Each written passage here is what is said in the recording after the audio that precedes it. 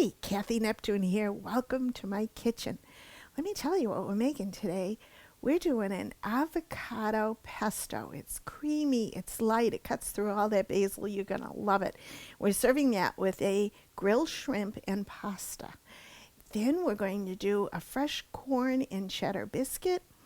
And for dessert, a grilled or baked nectarines with some fresh ginger and a vanilla cream yogurt sauce for the top and a little bit of fresh thyme to offset all that sweetness. You're going to love it. Welcome again.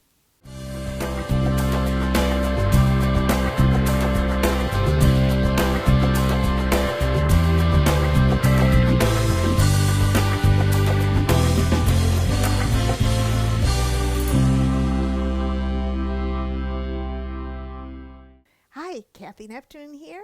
I'm going to share tips, tools, and recipes to make your time in the kitchen fun, fast, and fabulous.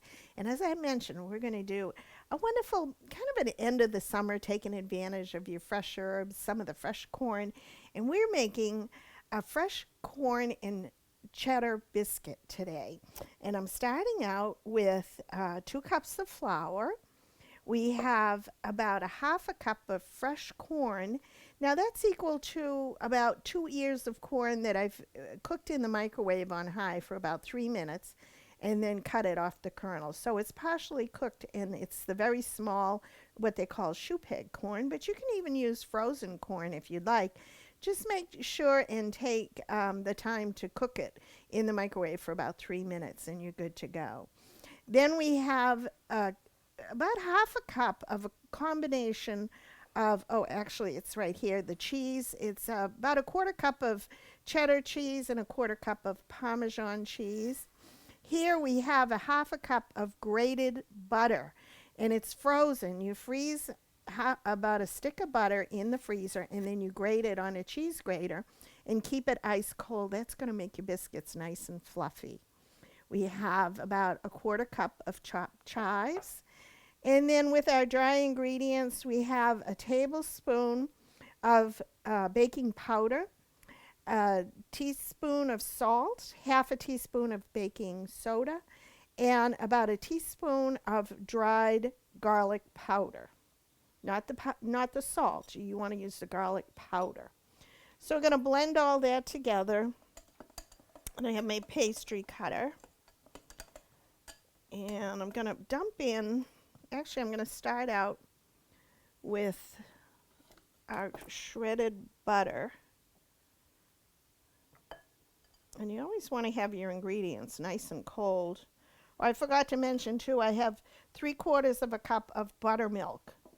And if you don't have buttermilk, you could take the amount of milk that you want, less half a tablespoon, and then just add half a tablespoon of a plain white vinegar and let it set for a few minutes, and you'll have buttermilk. And I've also used plain yogurt and just thinned it out with some milk. What you want is something acidic. So this is you can see how easily this blends into your flour because we've had it grated and it's nice and ice cold.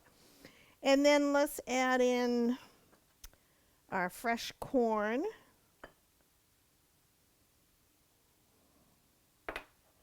And our cheese, and all of this, you could do ahead of time, but there's not much involved. It's just kind of like a put everything into one bowl recipe.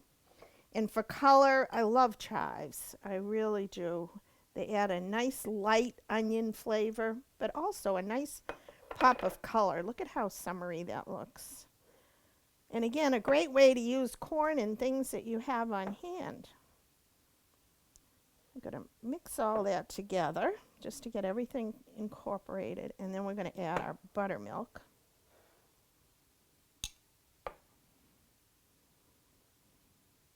You don't have to be too fussy with this. It's a very forgiving recipe.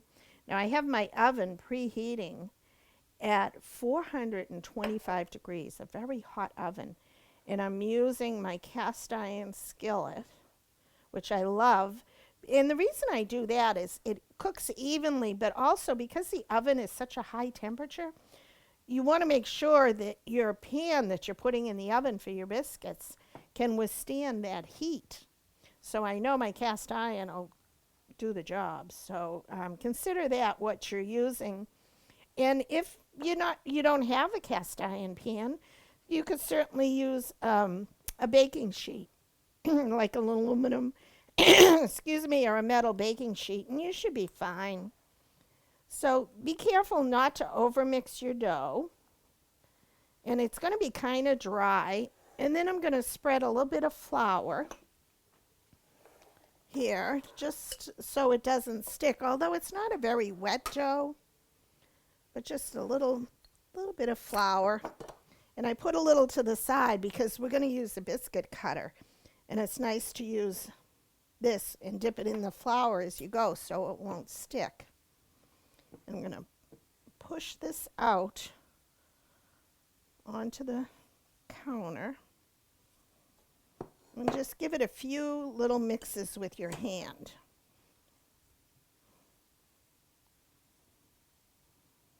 And you don't even really need a rolling pin to do this.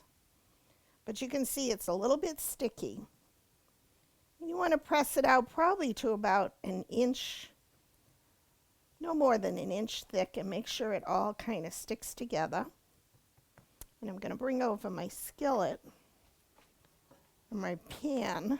I love this. This thing is, I've had for years, but it's a great skillet. I'll put this to the side so you can see what I'm doing. Spread that out. And again, don't overwork your dough.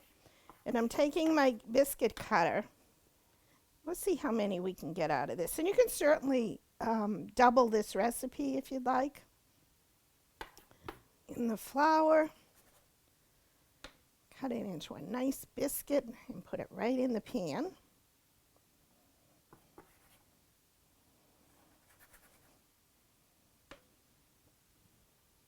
These are so good with that nice crispness of the fresh corn. I'm just folding the biscuit dough back.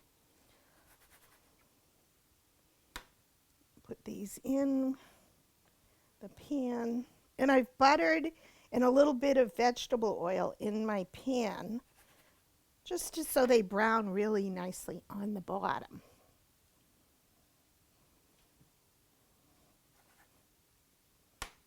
Let's see how many we can get. I'm kind of putting them close together because that oven is so hot. They're going to brown up really nicely. And kind of pat your hands into the flour if it gets sticky. I can get a few more in there. So we've got, let's see, 6.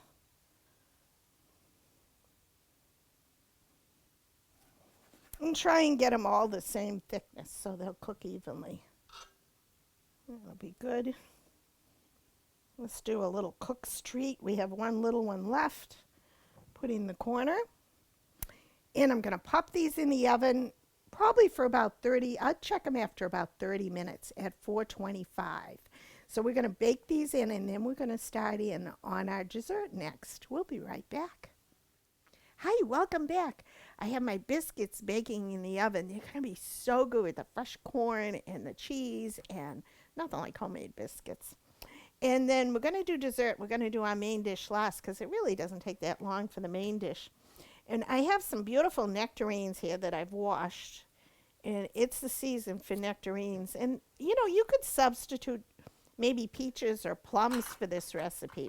And I love doing that because then you can go seasonal for any type of fruit that's available. So we're going to take these nectarines. And I like to use, see this little indent here? I like to use that as a guide. And just slice them and pull them out. If these don't come out, again, you know, one of my favorite tools is this little grapefruit knife that has a serrated edge. This just makes things so much easier to get out. And I have my cast iron skillet that I've lined with a little bit of butter and vegetable oil. And we're going to scoop that out. And then place these in the skillet. I'm going to put this over here so you can kind of see what I'm doing. And we're going to do 2 today. So this would serve 4 people. Like I said, you could do plums. These don't always come out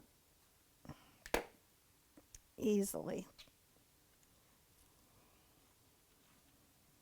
But that's why I like this spoon, because you can kind of serve around it. And we're going to put a sauce on here, a yogurt sauce. And I like the Greek vanilla yogurt. Well, that was a stubborn one, but we're going to cover it all up anyway. And take the pit out. You never know what you're getting when you buy nectarines, and sometimes peaches too. I've done this with peaches, but I think the nectarines are a little bit sturdier. So we have our 4 half slices there. And then I've grated some fresh ginger right here with a little serrated grater that I would use for like a garlic, fresh garlic. I'm going to put a little bit and spread it around in each one. Fresh ginger is very, very strong, but it really complements your fresh fruit. This would also work with apples or pears, but the nectarines are kind of in season. And did you know you could freeze ginger? Just take it and put it in a Ziploc bag. You could peel it ahead of time. And the way I peeled fresh ginger is using the back of a spoon. So you save a lot of time and energy that way. Then we're going to take a little bit of brown sugar and just sprinkle that over the top. Not a lot, but this will kind of caramelize inside the nectarine and make it really bring out the sweetness. And it pairs very well with the fresh ginger.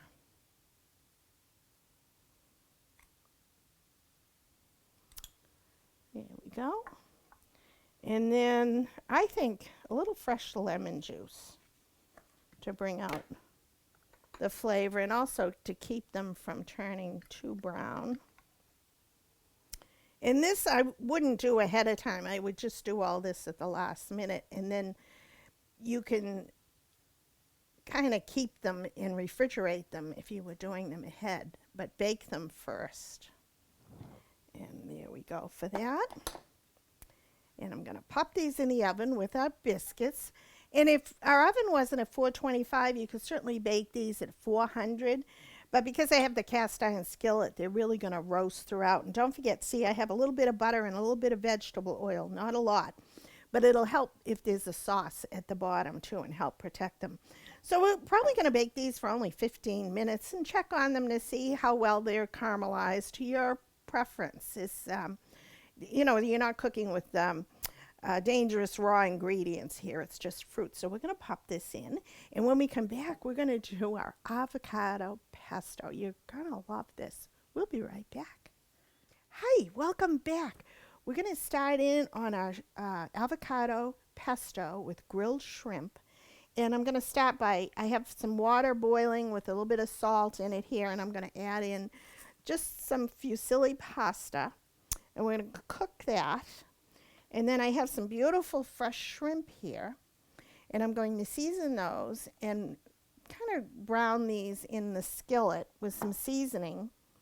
And I thought, you know, this is a good way to use up some of your spices. I have a Cajun herb seasoning.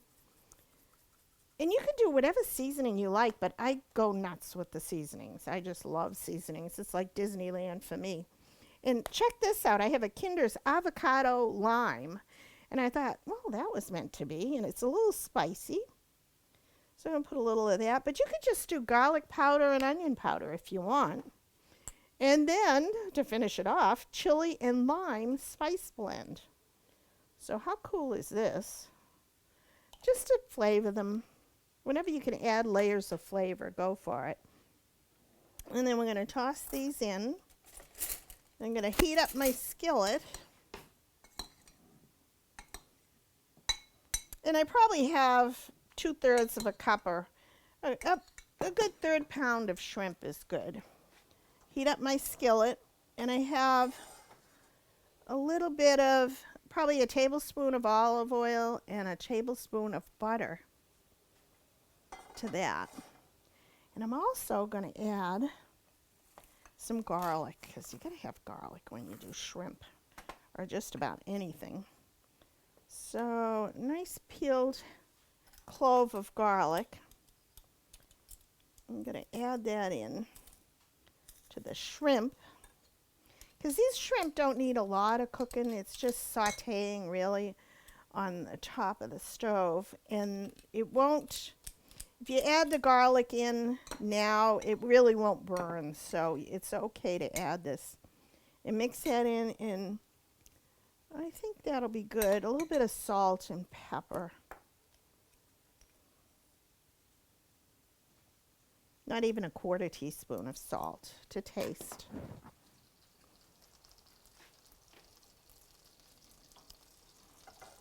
And our skillet is nice and hot. Turn it down, and we're going to add our shrimp. I'm going to try and get them in an even layer.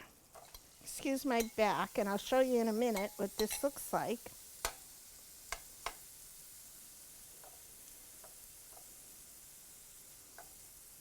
That is going to be good. You can see the pan is very hot. And it'll only take about 2 to 3 minutes on each side, so watch that carefully. Our water is up to a boil. And I have probably 2.5 cups of fusilli pasta.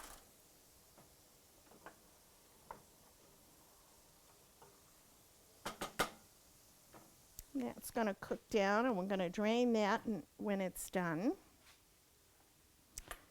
And now we're going to get together our ingredients for our avocado pesto.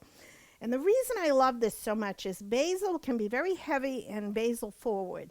And that could be a little off-putting for some people. But the creaminess of your avocado is just going to mellow everything out and give it a creamy, unctuous texture. And you're going to be the talk of the tree if you do it this way. So I'm going to take, I'm watching our shrimp here. I'm going to take just a fork and turn these. Yeah, just a few more seconds, but watch them very carefully. Now we have, for our pesto, we have some walnuts, our avocado, some fresh lemon, some chives, fresh garlic, olive oil, and of course some basil. And I like a little parsley and the green onions in it too. So I'm going to start out with about, I'd say, a 1/3 cup of walnuts. And I'm going to add, if you like a lot of garlic, I think let's do 2 good-sized chunks of fresh garlic. Put that right in. About a 1/4 cup or 3 green onions or chives. And it doesn't matter if you do white or green parts. That is fine. And a little bit of salt.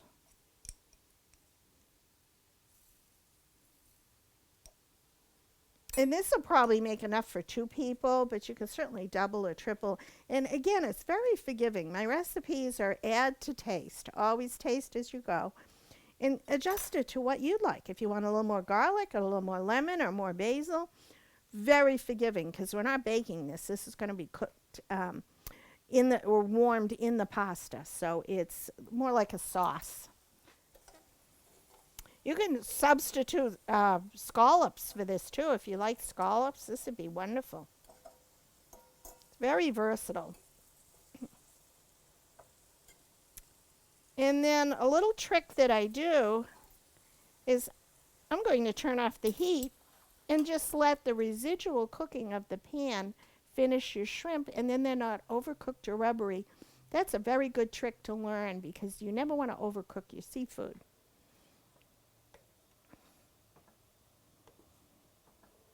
Stir the fusilli. And that really only takes about 10 minutes for the fusilli. So let's get this started.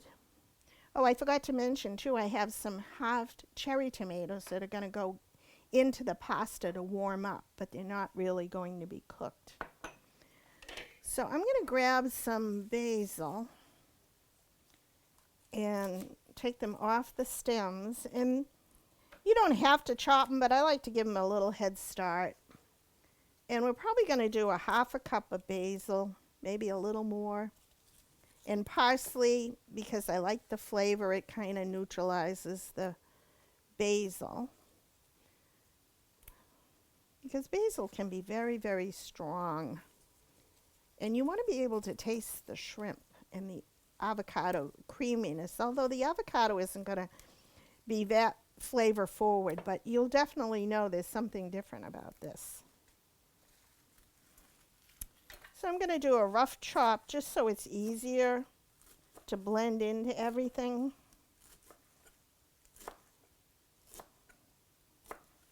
It smells really good. And do probably a good half cup in there. And then a little bit of olive oil to get it going and a little bit of lemon juice. Now the lemon juice is going to add tanginess. That's probably 2 tablespoons. And then a little lemon juice will help prevent the pesto from turning brown because the basil is probably a good teaspoon. It'll help keep it fresh looking, but you don't want this to set very long. You want to use it as quickly as possible. And then I'm going to add a little bit of Parmesan because this will help blend it, and then I'll add the rest later. But let's see how this blends. Usually you have to scrape it down, and don't mind the noise.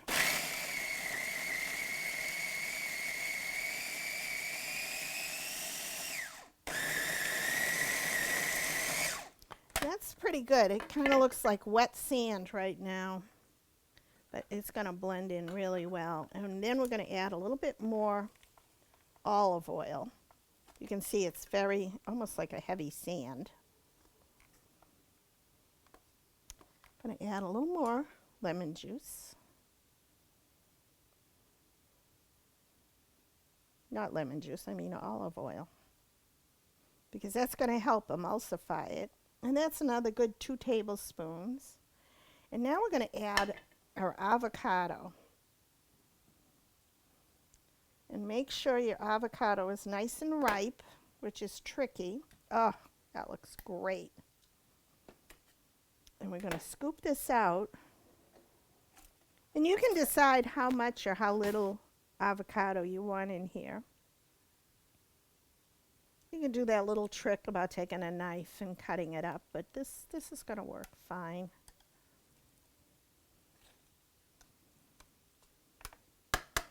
And see if you want to use, like I said, the whole avocado. You can if you'd like. A little more cheese.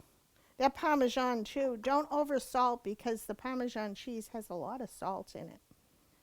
So another good tablespoon of olive oil. I like mine creamy and well blended. So we're going to do that.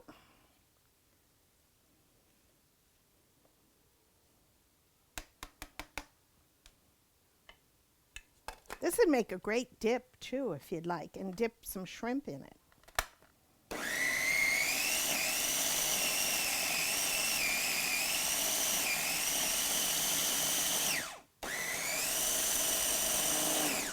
I'm going to add a little more lemon juice. I like a lot of lemon in here too.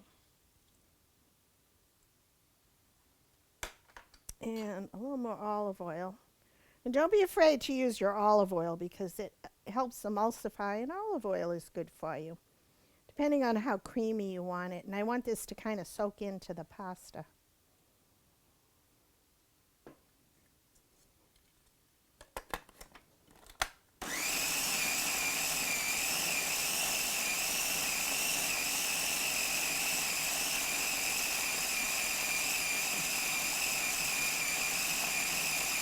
That's a much better consistency. I don't know if you can see. I want you to be able to see how it's getting creamier as I blend it.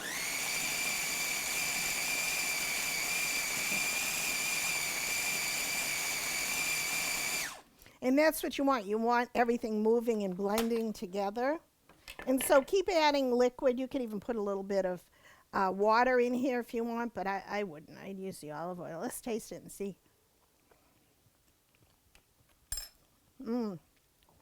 That's really good. I could go a little more Parmesan.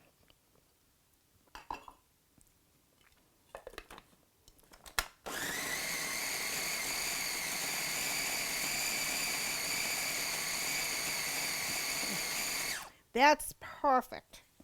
And all we need to do now is wait until our pasta's done, another 4 minutes or so.